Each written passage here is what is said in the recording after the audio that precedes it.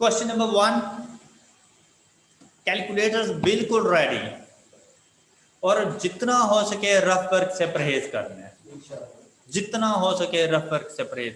मतलब कोई ऐसी अमाउंट्स हैं जो बस लिखनी है ताकि दूसरे फार्मूले तक भूल ना जाए, तो बस जल्दी से लिख लें, अदरवाइज नहीं।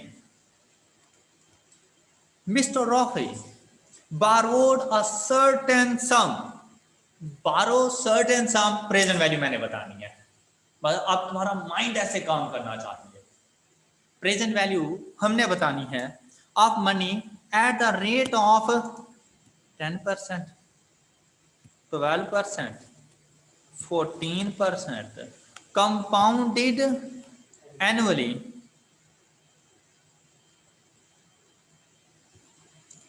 for a period of first 2 years, next 3 years and beyond the period of, अब ये 3 और 2 5 हो चुके हैं पहले 2 के लिए, 5 साल से आगे beyond the period of 5 years respectively। मतलब फर्स्ट 2 years के लिए rate of interest 10%, next 3 years के लिए 12%, और 5 साल से आगे बियॉन्ड, अब ये नहीं पता टोटल कितना है, अभी तक नहीं बताया ना, टोटल कितने अभी तक नहीं बताया जहां तक मैंने पढ़ा है, कि 5 से आगे आप लोगों ने 14% चार्ज करना है। If at the end of 9 year, अब जहां से पता चल गया कि टोटल 9 ईयर्स हैं, 5 से 9 ईयर्स तक 14% है। क्लियर? अब रेट ऑफ इंटरेस्ट पता चल गया, टाइम पता चल गया, प्रिंसिपल मैंने बताना है, ये पता चल गया है कि कंपाउंड इंटरेस्ट है। अभी ये नहीं पता कि फ्यूचर वैल्यू का फार्मूला लगाना है या कंपाउंड इंटरेस्ट का फार्मूला लगाना है, क्योंकि दोनों से प्रिंसिपल अमाउंट आ सकती है, ये तो अभी तक नहीं पता ना। फिर ही पेड ₹11270 एज, अब ऊपर अगर कंपाउंडेड एनुअली की बात कर रहा था तो ये कंपाउंड इंटरेस्ट की अमाउंट बताइए आपको, लेकिन डिफरेंट रेट पर डिफरेंट टाइम ड्यूरेशन में डिफरेंट रेट्स, तो सिंपल फार्मूला इस्तेमाल नहीं होगा कंपाउंड इंटरेस्ट वाला। ओके, तो ये मल्टीपल रेट्स वाला फार्मूला इस्तेमाल होगा।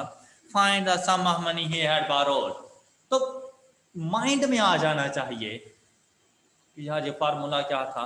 मैंने कैलकुलेटर उठाया, मैंने कहा कंपाउंड इंटरेस्ट, मैं यहाँ पे लिखूंगा और आप वो सारी चीजें कैलकुलेटर को बताएंगे। मैं कहूँगा compound interest 11270 is equal to, आपने x बताना है कैलकुलेटर को, इनटू 1, ये डबल ब्रैकेट्स ऑन करनी है, 1 प्लस कंपाउंडेड एनुअली है तो 0.1 रेज टू पावर 2, फिर एक और compounding factor 1 plus 0.12 raise to power 3, फिर एक और compounding factor 1 plus 0.14 raise to power 4 -1, shift calculations equal to, and the principal amount is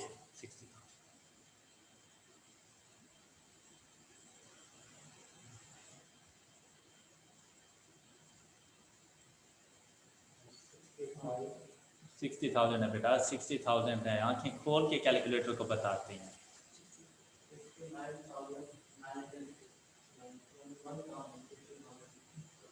कोई बात नहीं, ये ले 1 रुपया मुझसे ले लेते। इतना तो यार चलता ही है ना। ओके, अब देखें आप लोगों ने कुछ लिखा और ये सारी लाइन सिर्फ माइंड में होती है उस टाइम कि भाई ये इस तरह से, और 2 नंबर। अब खुद वैसे बताओ, मुश्किल क्वेश्चन था, बाकी 48 नंबर ही तो रहते हैं। नेक्स्ट क्वेश्चन नंबर 5 को हो गया क्वेश्चन। नेक्स्ट, हमें तो नहीं पता था ना कि कौन सा क्वेश्चन है नेक्स्ट वाला, लेकिन जैसे ही देखा ना एक हैवी सा क्वेश्चन हो 5, 6, 7, 8 लाइंस का, समझ लेना लीनियर प्रोग्रामिंग ही है। लीनियर प्रोग्रामिंग ही इतना लेंथी हो जाता है, और कोई ऐसा टॉपिक हमने नहीं पढ़ा जिसमें इतने लेंथी क्वेश्चन। लीनियर प्रोग्रामिंग है तो मुफ्त के नंबर्स हैं, लेकिन मैंने हमें थोड़ी दे देने थे तुम लोगों को। मैंने जो कॉन्सेप्ट पढ़ाया था वो तो मैंने क्वेश्चन ही नहीं किया। मैंने ना मैक्सिमम प्रॉफिट पूछा, ना मैंने आपसे नंबर ऑफ यूनिट्स पूछे, मैंने क्वेश्चन में ट्विस्ट डाल दिया। अब बता, बच्चा उधर ही पिघल गया। बच्चे ने सोच लिया हमसे ना हो पाएगा। शुरू में बच्चे ने जरा कोशिश की, एंड में कहता है ना। अच्छा, a factory produces, और ये हम लोगों ने अपने जब ये चैप्टर पढ़ रहे थे तो उसमें भी ये सॉल्व किया था, ट्रांसफार्मर्स एंड स्विच गियर्स का question. Transformers and switch gears, transformer, number of transformers को x, number off switch gears को y। अच्छा, ये क्वेश्चन हमेशा कंप्लीट सॉल्व करना है, इस पे कोई शॉर्टकट ना लगाना। बहुत से बच्चे तुम्हें बताएंगे ना लगाना, क्वेश्चन गलत, उन्हें खुद नहीं पता होता, एक दो क्वेश्चन में उनका मैच कर जाता है, वो हैप्पी हैप्पी फील करते हैं। तो जब तक मैंने तुम्हें कोई शॉर्टकट ना बताया हुआ तुमने नहीं अप्लाई करना। ओके, तो लीनियर प्रोग्रामिंग पे कभी भी शॉर्टकट अप्लाई ना करना, काम का नंबर गंवा के बैठ जाओगे। Next, the production is carried out in 2 departments A and B. तो यहाँ पर आपने ए लिखा, यहाँ पर बी। आपके पास भी टाइम बहुत ज़्यादा होगा तो घबराना नहीं है तो यार इतना सारा किया तो टाइम तो वेस्ट हो जाएगा, कोई बात नहीं, हम सेव कर लेंगे time. The machine in department A can work up to 6 hours per day, up to 6 hours per day. अब यहाँ पर ऐसा लगता है जैसे इसकी मैक्सिमम लिमिट 6 है। एक दिन में 6 घंटे काम कर सकती है, 6 घंटे से ज़्यादा नहीं करेगी, तो लेस देन इक्वल टू, जैसे कर रहा हूँ बिल्कुल वैसे ही करना। Okay, those in department B can work up to 7.5 per day, इसकी लिमिट है, तो आपने ऐसे लिख दिया है। Next, a transformer requires 4 hours in department A for X and 3 hours in department B 3x। इसके साथ हमेशा प्लस का साइन है। Whereas a switch gear requires 2 hours in department A to Y and 5 hours in department B 5y। The profit margin on a transformer is rupees, objective function है profit maximization 5000 x on a switch gear is rupees 6000 plus 6000 y। Find the number of machine hours, अब यहाँ पर x and y greater than equal to 0। Find the number of machine hours will remain idle। मैंने नहीं पूछा कि कोई switch gears कितने, transformers कितने, मैक्सिमम प्रॉफिट कितना। मैंने पूछा कि मशीन ए के पास कितने ऐसे ऑर्स हैं कि वो वर्किंग नहीं कर रही, मशीन बी के पास कितने ऐसे ऑर्स हैं कि वो वर्किंग नहीं कर रही। Remains idle during the month, अब जो मुझे लिमिट बताई गई थी पर डे की थी, during the month having 20 working days, तो ये 6 तो नहीं आएगा, multiplied by 20 multiplied by 20। Okay, क्योंकि ये 6 और जो लिमिटेशन थी ये 1 वर्किंग डे की थी, तो 20 वर्किंग डेज 120 आवर्स हैं मेरे पास डिपार्टमेंट ए के पास, और 150 आवर्स हैं डिपार्टमेंट बी के पास। In each department the maximum level of profit, तो पहले सेम वैसे सॉल्व करो जैसे तुमसे मैक्सिमम प्रॉफिट पूछा हो या मैक्सिमम प्रॉफिट पर नंबर ऑफ यूनिट्स पूछे हो, पहले बिल्कुल वैसे सॉल्व करो। क्या हम लोग ग्राफ बनाएंगे? अच्छा भाई, ये अब सारा काम कर रहे हो तुम अपनी सहूलत के लिए, आई कैप को जरूरत नहीं है,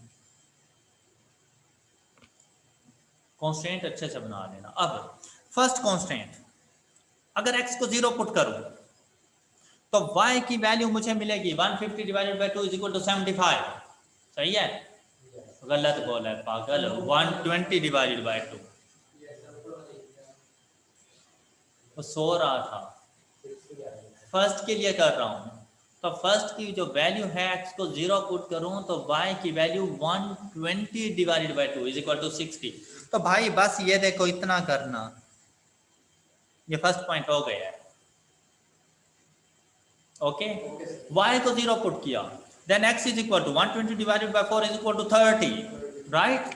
तो x में यहां पर आकर 30, और ये पहला ग्राफ तुम्हारा कंप्लीट हो गया। और इसके साथ ओके, नेक्स्ट कांस्टेंट के लिए x को 0 पुट किया तो y की value 150 divided by 5 is equal to 30, y की वैल्यू 30। तो इसी पॉइंट को चूज कर लूं? हाँ शाबाश, आपने x को 0 पुट किया तो y 30 आया, तो y 30 यहां पर होगा। और अब अगर आप लोग y को 0 पुट करें तो x की वैल्यू आपके पास आ जाती है 50। तो भाई 30 से तो आगे ही होगा ना 50, तो ये 50। आज देख लें कि इस क्वेश्चन को सॉल्व करने का मेथड किस तरह से होता है। भाई अब उसने मेरे वो पॉइंट्स थोड़ी ना देखने थे, मैं क्यों लिखूं, इतना माइंड यूज करना। अब आ जाता है हमारे पास इनइक्वालिटीज, लेस देन के sign, towards the origin, common shaded, ये तो पॉइंट्स कौन कौन से, ये पॉइंट। अब भाई इस पॉइंट की वैल्यू का पता है, इस पॉइंट की वैल्यू क्या है? 0 एंड 30, बस पता है तुम्हें, ना लिखना। 0 एंड 30 इस पॉइंट का पता है, 30 एंड 0 भाई लग गया पता, कॉर्नर पॉइंट ये है। अब उसे शो थोड़ी ना कर रहे हैं हम लोगों ने। तीसरा कॉर्नर पॉइंट, जल्दी से कैलकुलेटर उठाया और उसको इक्वेशन बता दी। अब पता चले 6 मल्टीप्लाइड बाय 20 वहां पे लिख रहे हो, 120 लिख देना, जल्दी जल्दी जल्दी। 20 तो नहीं आ रहा, नहीं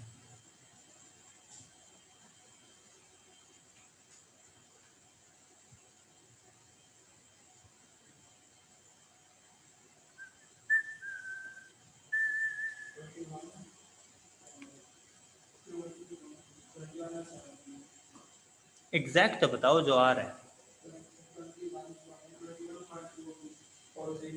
फ्रैक्शन में बताओ।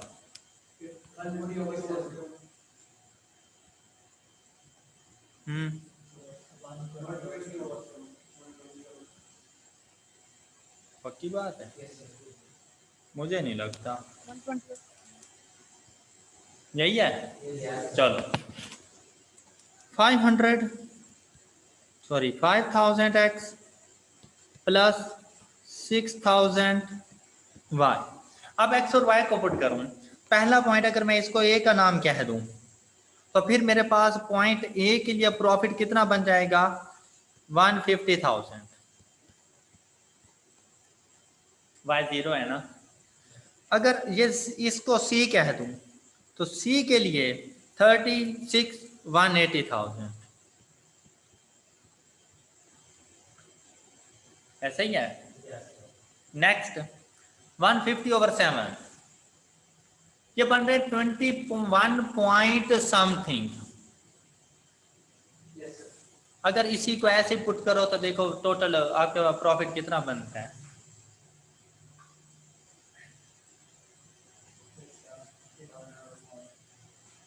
क्या प्रॉफिट डेसिमल में बता,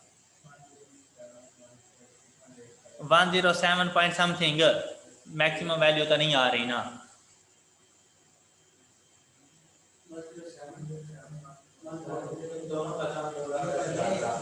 नहीं ये टोटल बताओ ना, इस पूरे टोटल पॉइंट के ऊपर 210।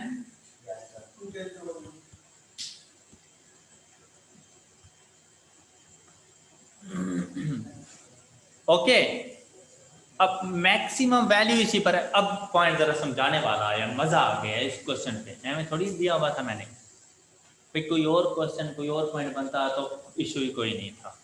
लेकिन अब अगर इन पॉइंट्स को जरा मैं डेसिमल में कन्वर्ट करूं तो ये जो पॉइंट बी मेरे पास बन रहा है वो बन रहा है 21 point something and 17 point something.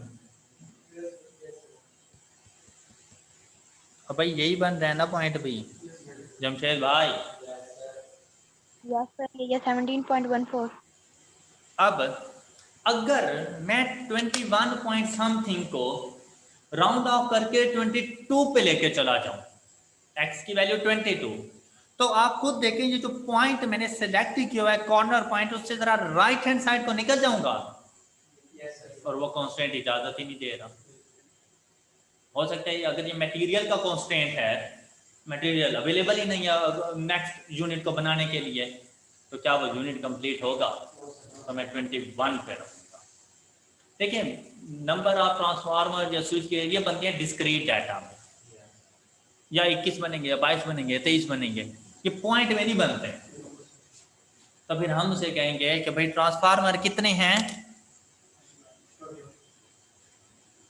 इसी तरह से स्विच गेयर 17 पॉइंट समथिंग, और 17 को अगर मैं 18 करता हूं तो ये ऊपर की तरफ जा रहा है, हमारे फिजिबल रीजन से अबाउ हो गए हैं। तो हो सकता है अगर ये लेबर से रिलेटेड है तो मेरे पास तो इतनी लेबर ही नहीं है जो आके काम करे, तो 18 पॉइंट्स अवेलेबल नहीं होंगे। हाँ 17 हो सकते हैं, लेबर भी है मटेरियल भी है। हाँ तो मैं आपसे क्या कहूँगा भाई 21 ट्रांसफार्मर एंड 17। अब जरा प्रॉफिट चेक करो, एक्चुअल वैल्यू तो ये बन रही है ना, एक्चुअल पॉइंट्स अभी भी ज्यादा है, अभी भी तो मैक्सिमम पर ही है ना। ओके तो पॉइंट तो यही है। अब अगर प्रॉफिट वगैरह पूछता तो वो आंसर कर देते, पॉइंट्स पूछता 21 एंड 17 करते, ट्रांसफार्मर 21 एंड स्विच गेयर्स 17, इतने ही बनेंगे ना। अब चलते हैं, उसने ये तो पूछा ही नहीं, उसने पूछा डिपार्टमेंट ए में और बी में कितने आवर्स फ्री हैं इधर। तो आप क्या करोगे भाई, डिपार्टमेंट ए 4x की जगह पे आ जाएगा 21 प्लस 2y की जगह पे आ जाएगा। अब देखो टोटल कितने आवर्स बनते हैं, ये डिपार्टमेंट ए टोटल कितने आवर्स काम करेगा, और मैक्सिमम कैपेसिटी कितनी थी, तो 2 घंटे बाकी रह गए, पारी है 2 घंटे के लिए, 2 घंटे यूटिलाइज अभी हो सकता है। ओके मतलब एक स्विच गियर मजीद बन सकता है उसमें, लेकिन हमारे पास मटेरियल और लेबर नहीं है। क्लियर? इसी तरह से आपने डिपार्टमेंट बी में x को रिप्लेस कर दिया 21 से, क्योंकि मैक्सिमम प्रॉफिट तो इसी पर है, और y को रिप्लेस कर दिया 17 से। देखो कितने आवर्स बन रहे हैं, पक्की बात है। और टोटल अवेलेबिलिटी कितनी थी, 2 घंटे, इसके भी फारिग पड़े हैं।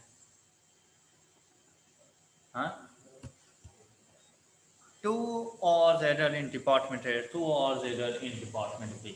अब खुद बताओ, मुफ्त के नंबर थे, लेंथी था क्वेश्चन, डिफिकल्ट नहीं था,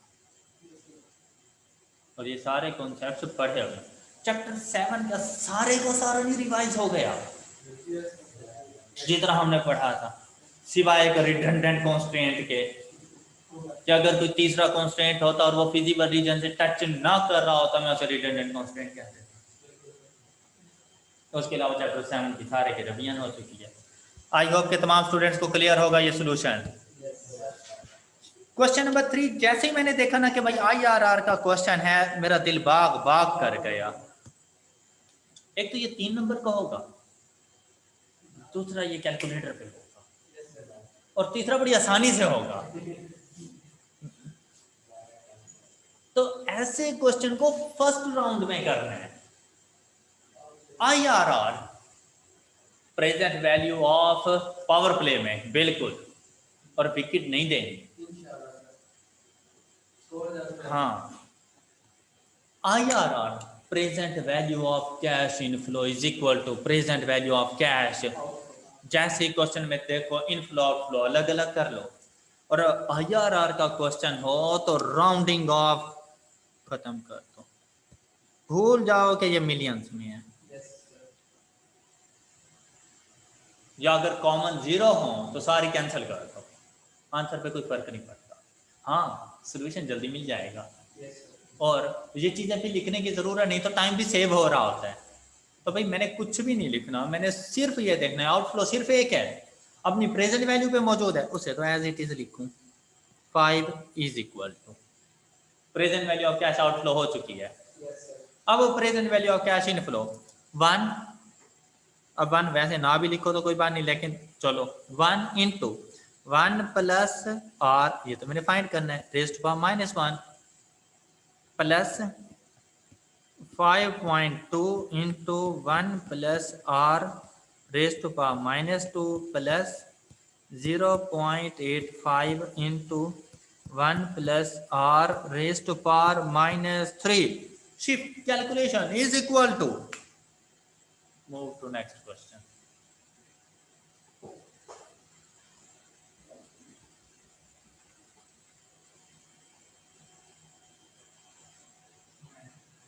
हाँ भाई, है ना फर्स्ट राउंड वाला क्वेश्चन, तो भाई ये IRR वगैरह को कभी दूसरे राउंड के लिए ना छोड़ना, ये तो मुफ्त के। अब देखो, अब मैंने चलो 1 नंबर का ये क्वेश्चन दिया हुआ है, मैं बड़ा तेज बंदा हूँ ना, आई क्या ये 3 नंबर का ही है, ये मुफ्ता है 3 नंबर का। हाँ, तो मैं 3 नंबर, तो भाई मैं 3 नंबर के लिए मेहनत करवाऊंगा तुमसे।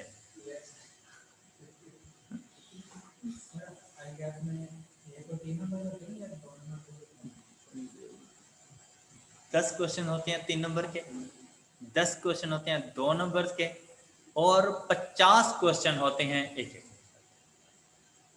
मजे बेटा, सिर्फ 20 क्वेश्चन ठीक करने हैं 3 नंबर और 2 नंबर वाले, और पेपर पास है।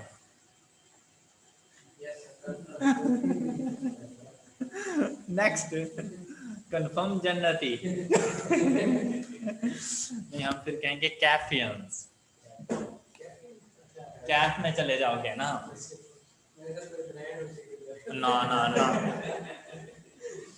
चर्सी लगते हैं हम तुम्हें। ऑनलाइन वाले भाग तो नहीं गए? नो सर हैं। ये ऑनलाइन वालों, आप लोग भी बेटा ये कैलकुलेटर से जरा हेल्प ले लेना, सुन देखते रहना भी आंसर आ रहा है या नहीं आ रहा, शर्माना शुरमाना नहीं है। यस सर कर, यस सर। वो वाह, मजे। ऐसी बातें नहीं करते। क्वेश्चन नंबर 4, मैं फिर से ट्राई करना रिफ्रेश वगैरह करके, और कैलकुलेटर को रिफ्रेश करते रहना, और पता चले फिर क्वेश्चन ना सॉल्व करना, बस रिफ्रेश करते रहना।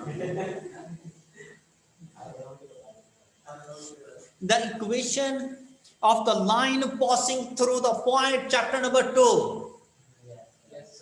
Passing through the point 1 and 1 and perpendicular to the line, this perpendicular to the line है। तो अब देखें, उसने 2 कॉन्सेप्ट चेक कर लिए हैं, एक तो परपेंडिकुलर लाइन का स्लोप क्या होता है, बल्कि एक और कॉन्सेप्ट इक्वेशन से स्लोप कैसे फाइंड करना है, और अगर स्लोप और पॉइंट गिवन हो तो इक्वेशन कैसे बनानी है, और नंबर है आपके लिए सिर्फ,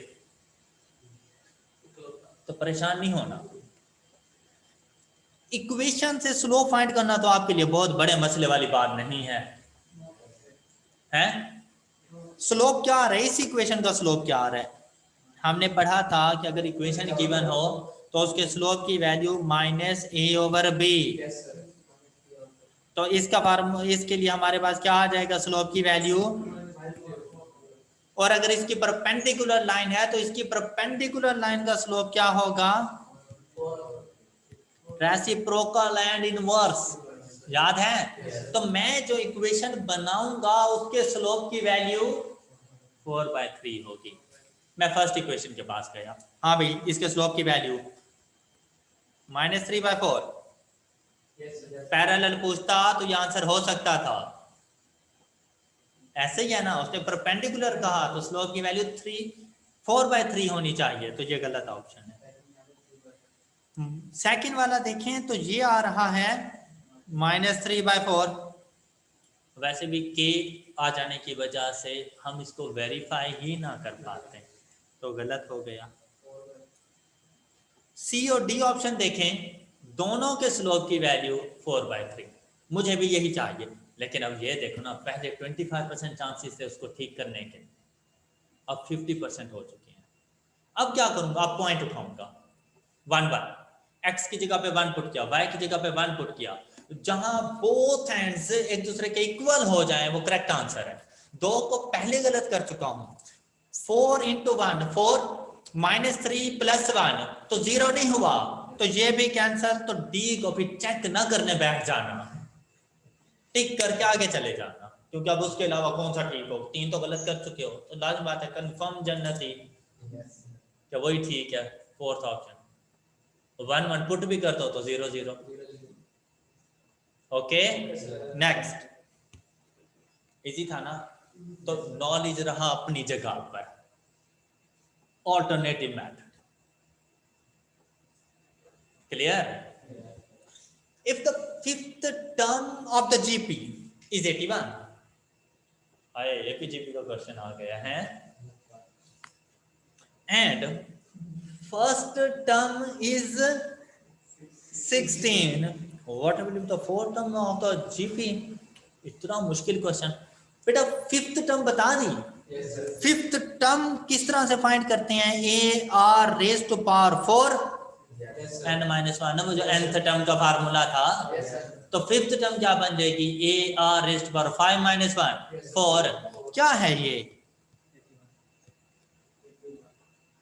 इसमें से फर्स्ट टर्म तो बता दी, फर्स्ट टर्म क्या है, 16 r raise to power 4 is equal to, calculator उठाया, r की वैल्यू यहां से फाइंड की, r इज इक्वल टू, यार r की जगह पे तुमने x लिखना है, अननोन वैल्यू को r नहीं लिखना, ढूंढते फिरोगे मुल्कों, नहीं मिलेगा r, क्योंकि इसमें है ही नहीं। तो r से मुराद अननोन वैल्यू वो x ही है, कभी y भी ना रखना। हाँ 1.5, उसने अब चाहे 4 टर्म पूछे, चाहे 20th टर्म पूछे, चाहे 100 टर्म पूछे, मसला ही नहीं है भाई। फोर्थ टर्म क्या होती है, first term into r raise to power 3, 4 - 1 है, क्वेश्चन सॉल्व, 54 डन, मुफ्ता। और अब देखो माइंड को पता चलता जा रहा है ना कि हमको कौन से चैप्टर में जाने वाले हैं, हम कौन सा फार्मूला लगाने वाले हैं। ऐसे ही है ना, ऑनलाइन में बड़े शहजादे बच्चे बैठे हैं, कहते हैं टीचर डिस्टर्ब ना हो। Yes sir. Question number 6, the geometric progression has 6 terms, मतलब जीपी के लिए उसने कह दिया n is equal to the first term of the GP. अब ये फर्स्ट जीपी की बात कर रहे हैं तो उसी के लिए बताई होगी ना, first term and common difference GP में, हाँ तो जीपी में होता ही कॉमन, और उसे डी से डिनोट नहीं करते, शाबाश, आर से डिनोट करते हैं। And arithmetic progression has 21 terms and common difference 1.5। अब ये बस इंफॉर्मेशन थी, गिवन दैट 4/5 सम्राट 4/5, वो 3/3 नहीं, एक ड्रामा आता था 3/3, तुम तो पैदा ही नहीं हुए हो गया तब,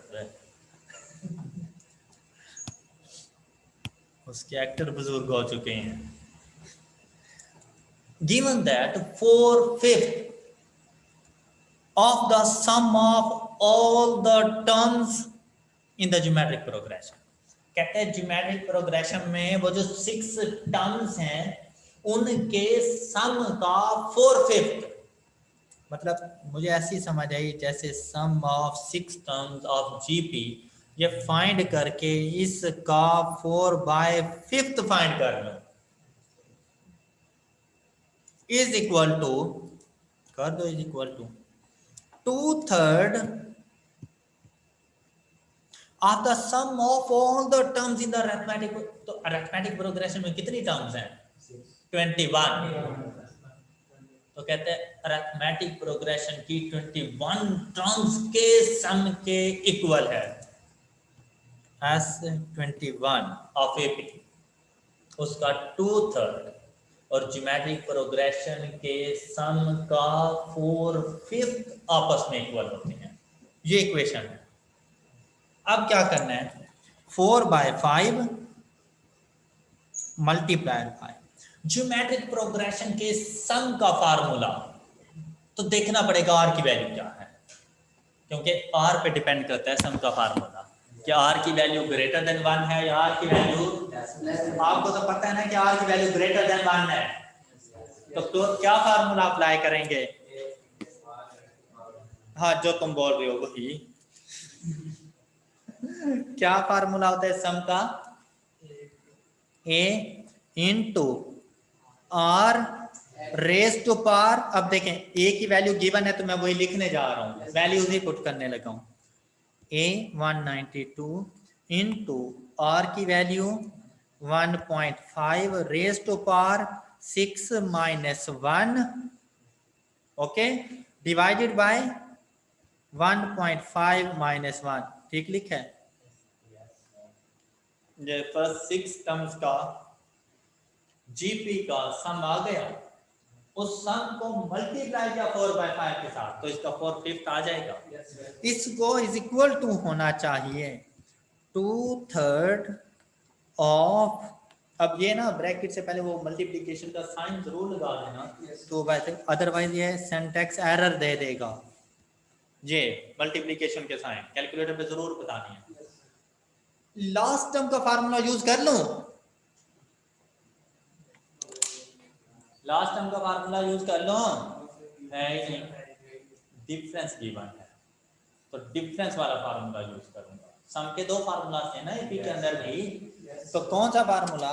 n/2, n/2, तो n की वैल्यू क्या है? इनटू 2a,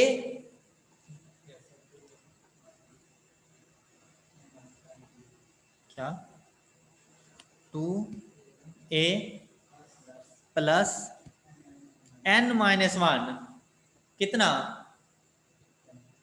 20, और d की वैल्यू, अब यहां पे ब्रैकेट क्लोज करते हुए बहुत ज्यादा केयर करनी है। ये पहली 1.5 वाली ब्रैकेट क्लोज, फिर ये 2a से पहले वाली ब्रैकेट क्लोज, और फिर 21/2 से पहले वाली ब्रैकेट क्लोज। अगर एक भी ब्रैकेट गलत क्लोज कर दी, सिंटैक्स एरर है। जितनी ब्रैकेट्स ओपन की हैं उतनी क्लोज करेंगे। यहां से आपको a की वैल्यू मिल जानी है। कर यार, क्या कर रहे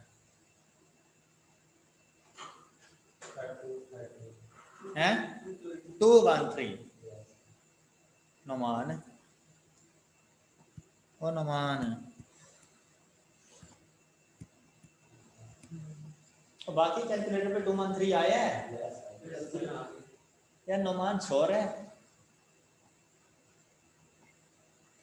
वह देखें, थोड़ा सा है डिफिकल्ट क्वेश्चन, लेकिन कॉन्सेप्ट्स के मुताबिक चलें तो भी सॉल्व कर सकते हो ना। तो first term of AP is 213। अब यहां पर अगर देखें, यहां पर अगर उस देखें तो पहले उसने आपसे क्या पूछा था? फर्स्ट टर्म, यही पूछा था ना।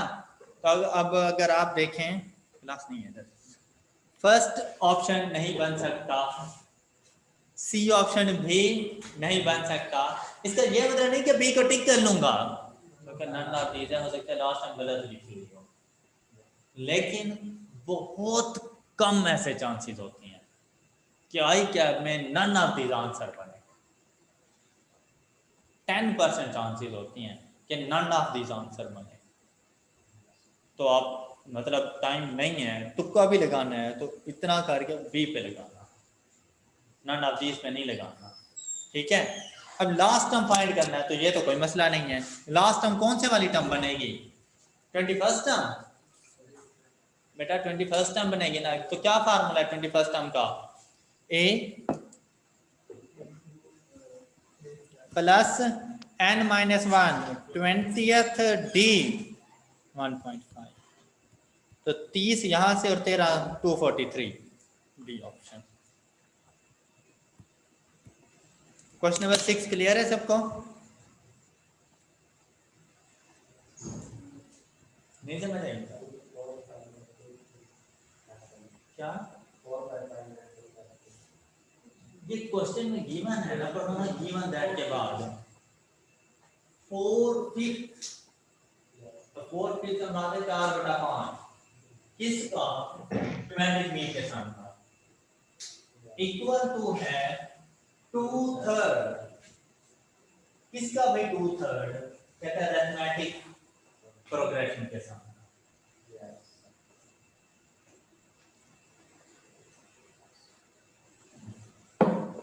Question number 6 clear?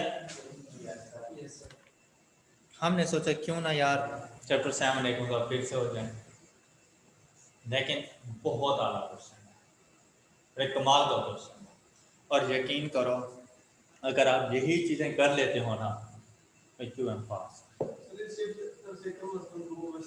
हाँ, लेकिन मैं ऐसी कोई बात नहीं करता, क्योंकि अगर ना आया किसी बच्चे को तो उसने कहना है कि यार सर ने कहा था 5 नंबर का पेपर आएगा, उसने तो मुझसे कुछ पूछा नहीं। मैं कहता हूँ बेटा ये इतना इंपॉर्टेंट नहीं है, और हो सकता है उसकी किस्मत में 10 नंबर इसी में से आ जाए, मैं फिर भी फंस गया। तो भाई मेरा कॉन्फिडेंस लेवल हाई है 100% कि आपका जो पेपर है चैप्टर 1 की फर्स्ट लाइन से 19 की आखिरी लाइन तक है, with 100% confidence level, point estimation है।